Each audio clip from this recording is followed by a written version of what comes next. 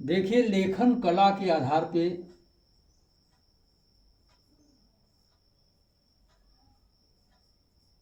प्राचीन भारतीय इतिहास को तीन भागों में विभाजित किया गया। लिखना क्या है? कला है।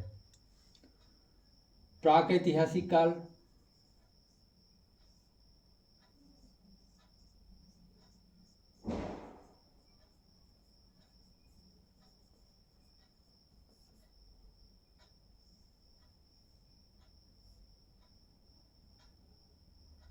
प्रागैतिहासिक काल। दूसरा है आद्यैतिहासिक काल।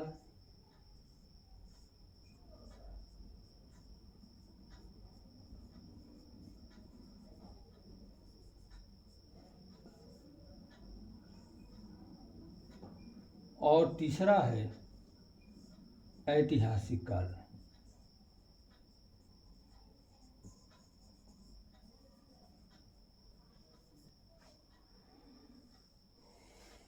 जैसा कि हम लोग जानते हैं कि पहले मनुष्य और पशु के जीवन में कोई अंतर नहीं था।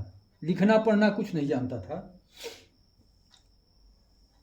तो प्रागैतिहासिक काल की सबसे प्रमुख विशेषता यह है कि मनुष्य लिखना पढ़ना कुछ नहीं जानता था। लिखना पढ़ना कुछ नहीं जानता था।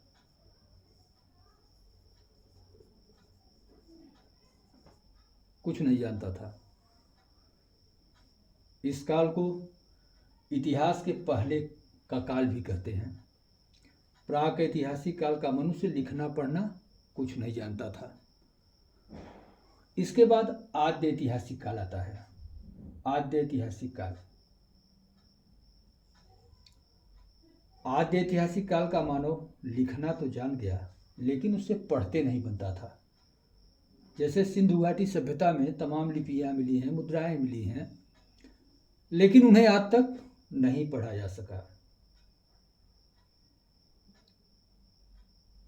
इसके बाद ऐतिहासिक काल आता है, जब मनुष्य लिखना पढ़ना दोनों जान गया। लिखना पढ़ना दोनों जान गया तो उस काल को ऐतिहासिक काल कहते हैं।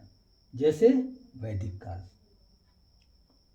लेखन कला के आधार पर प्राचीन भारतीय इतिहास को तीन भागों में विभाजित किया गया है। प्रागैतिहासिक काल, आद्यैतिहासिक काल, ऐतिहासिक काल।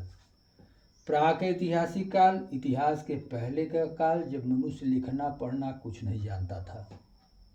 आद्यैतिहासिक काल, जब मनुष्य लिखना तो जान गया लेकिन उसे पढ़ा नहीं जा सका, जैसे सिंधु घाटी सभ्यता।